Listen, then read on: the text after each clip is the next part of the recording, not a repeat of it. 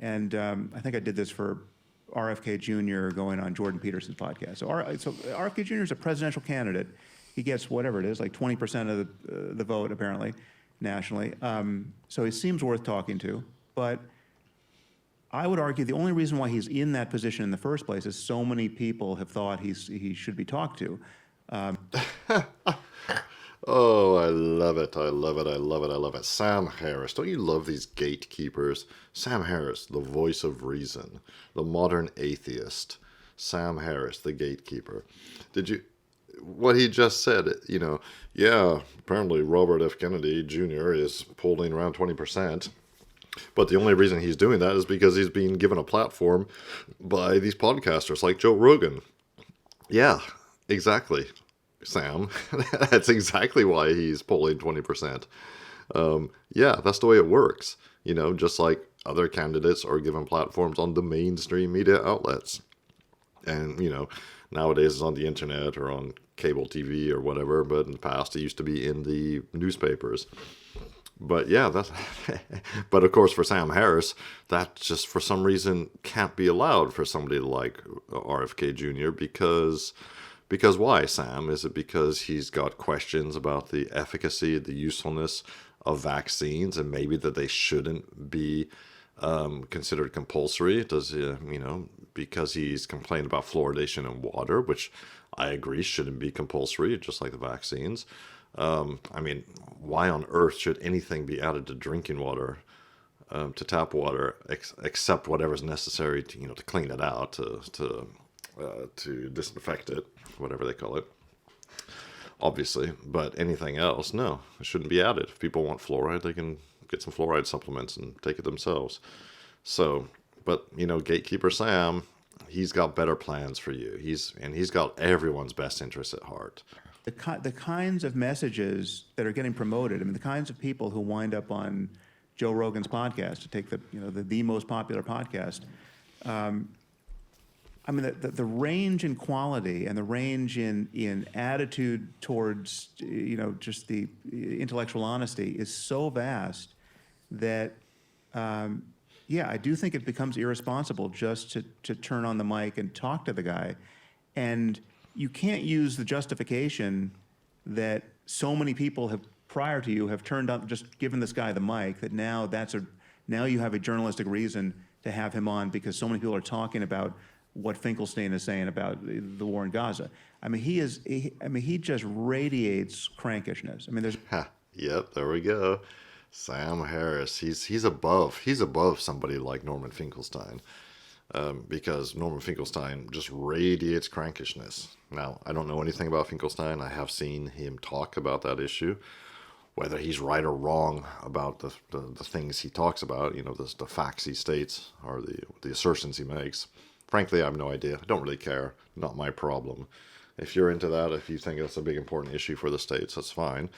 I don't, frankly, not my problem. But anyway, it's more here we're talking about this video. Sam Harris, he thinks it's a problem that certain people get a platform. There's a reason why this guy is a marginal figure in mainstream channels, and maybe that reason is all the people running the mainstream channels who seem to have overlapping and very similarly aligned interests. They equally dislike somebody like Finkelstein or RFK Jr. Yeah, you ever think about that, Mr. Big Brain? Why I think a lot of actual scholars on the topic probably wouldn't debate him, but the problem here is so insidious, and it's very hard. It's very hard to recognize. Occasionally I'll do like a post-mortem on something that's happened on someone else's podcast on my own, and I think I did this for RFK Jr. going on Jordan Peterson's podcast. So RFK Jr. is a presidential candidate. He gets whatever it is, like 20% of the vote, apparently, nationally. So he seems worth talking to. But I would argue the only reason why he's in that position in the first place is so many people have thought he should be talked to. And I decided not to have him on my podcast because I know he is such a confabulator.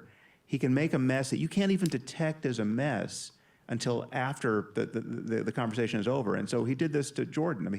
He tells this story to Jordan about how Jake Tapper of I think at that point ABC News was working with him for 3 weeks to produce a documentary on how big pharma is just just utterly corrupt. And at the last minute, the documentary was about to air, and Jake Tapper called him just inconsolable, saying, "Listen, I've been in journalism a long time. This has never happened to me, but corporate spiked the whole story." And the implication being, which he drew out in the podcast, is that big pharma got to corporate, right? So big pharma completely controls the situation. The whole story is false. Jake Tapper has been trying to debunk this for years, trying to get him to stop talking about this for years. And the last time he talked about it, Tapper wrote an article on CNN's blog, just detailing how this was just a tissue of lies. There's literally no way for Jordan, hearing that story for the first time in a podcast, to know that there's anything amiss, right? And Well, that's even more of a reason for you to invite RFK Jr. on your podcast, Sam Harris, because when he tells that story, since you claim to know all this information about that story, you get him on your podcast, you get him to tell that story, and then you immediately debunk it point by point by point, and you call him out. That's how you do it, you idiot. That would be the way to do it. If Sam Harris feels that RFK Jr.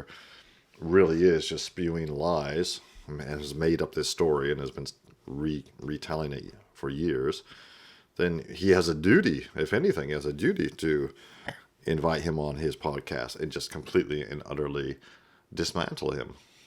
Instead, no, I don't want somebody like that on my show. Ugh. He just absorbs it like, oh man, that's a smoking gun right there. Wow. And how many of those are going to come tumbling out of RFK's mouth?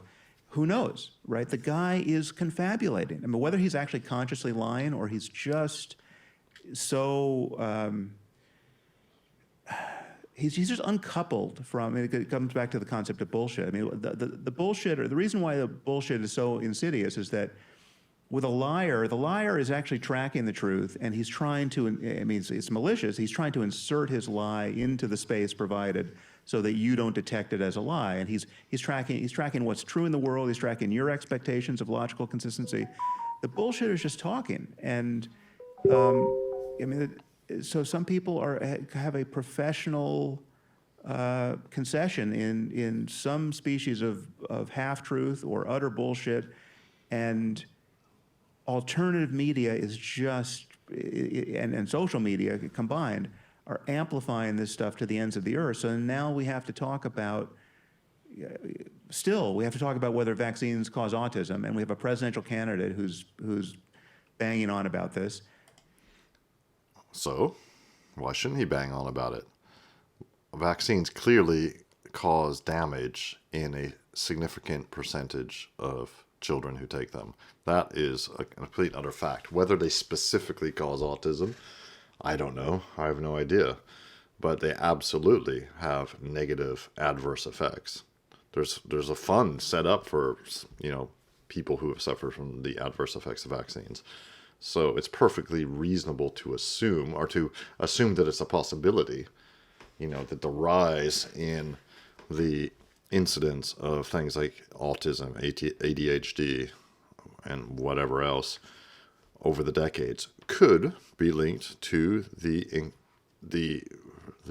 increased incidence, the increased number of vaccines given to children. The current vaccine schedule in the States is insane. Little babies and little kids, toddlers, get something like 85 vaccines all bundled together. Very similar in Europe, where I live. I don't know the exact number. My kids are not young anymore. But, when I was a kid, we got like 3 or 4. That was it. Maybe a bit more, maybe 5 or something. So it's completely different. And, Sam Harris, of course, just dismisses that out of hand. Secondly, he says, all this confabulation, all this fake news, all these lies are amplified in the new media, on social media. Yes, that's true, but they're all different kinds of lies are amplified in the mainstream media, in the legacy media. So Yeah. Oh, sorry. Is our misinformation outperforming your misinformation, Sam? That's basically what he's saying in a way. He also thinks that maybe the HIV virus doesn't cause AIDS, right? It's like these are the kinds of things that get spoken about to an audience, to an uneducated audience of tens of millions on Rogan's podcast and others, and it's dysfunctional, and it's not what we used to have. Again, it was a flawed system, but we still have within the ivory tower and within certain journalistic organs, we have a set of rules and editorial standards where we're going to say, all right, listen, we have to fact check this before this goes out. We just don't run with this live. We have to do enough journalistic due diligence in advance of the conversation. We have to have noticed all the things this person has gotten wrong before they ever come to our microphone, and we have to hit them with that stuff so that we can sort of pre-bunk a lot of the bullshit that's going to come out in this conversation. And if you're not doing that, I do think it is irresponsible on important issues, right? It's good theater on unimportant issues, but when things are important, when lives hang in the balance, when you're influencing an electorate of who's going to be president or whether they're going to support the next war or stop the next war, I just think it's again we're slow to realize the influence of many of our platforms. We're reaching millions of people. Yeah, basically, Sam seems to be sad that the legacy platforms are being outperformed by the new platforms, by the new media. The legacy media are being outperformed by the new media. And of course, the point itself is valid. Yes, in a just world, in a righteous country, you wouldn't want media, spewing out dangerous nonsense all the time. It's one thing if it's entertainment. It's another thing if it's, like he said, about something important, about important issues. But the fact is, for some reason, which Sam apparently just can't fathom, can't get his head around, trust by the American people and by Europeans too in the mainstream media has nosedived. It's at an all-time low. Just like trust in the political system is at an all-time low. And it's really perfectly understandable. Can't you at least admit that, Sam? No, I agree with you. May I just, Please, on this, I agree with you. And actually the prediction I would make is I think the era of the, I agree with you podcast is kind of, I think that's coming to an end. I think the next step is going to be people having disagreements and doing that in good faith, ideally. But the question is, I guess my question to you, Sam, would be if you feel that that's necessary, you're in a perfect place to do that job. You're someone who's big enough. I just pick my battles. I mean, it's either the Venn diagram for me is it interesting and important? I mean, sometimes I'll just go with interesting. I mean, I'll talk about physics and it's just for fun. But on this kind of, and the question is it too much of an opportunity cost? Is it going to take me a month of my life to prepare for this podcast? Or is it even possible to do adequately given a person's capacity to just refer to stuff that may not exist? And some people are unscrupulous enough that I have just seen in advance that there are enough reasons just not to talk to the person, not to take them seriously, that taking them seriously is already the initial error that no high-quality debunking of their bullshit is going to overcome. But the reason we are where we are is largely driven by technology. You're not going to put new media back in the tube, right? That's toothpaste is out. It's out there. People are going to have those conversations whether you like that or not. And I guess what I'm saying to you is, given that a lot of people, take your RFK example, given that a lot of people have hosted him on their shows and he wants to come on your show, I think you have a unique... So what I did is I just took a half hour on my show detailing why I wasn't having him on the show, and I told the story about Jordan's podcast and a few other things. Yeah, but that isn't the same as engaging with a real human in a conversation in which you could combine a good faith approach, which you generally always have, I would say. You could say, I'm going to approach this in good faith, and at the same time, in good faith, I have noticed these things that are. Well, there we go. Konstantin Kisin of the Trigonometry podcast, who was talking with Sam Harris, basically just said the exact same thing I just said. That you, Sam Harris, are in a position to have somebody like RFK Jr. on your podcast and to debunk him in real time. And Sam has this lame excuse. And he said he already debunked him, but without him being a guest on his show. He could have just done that to his face. It would have been so much more powerful. You know, if his arguments are so good and so unassailable, he could have smacked RFK Jr. down in real time to his face on his podcast and destroyed him. But no, just giving him a platform is already too much.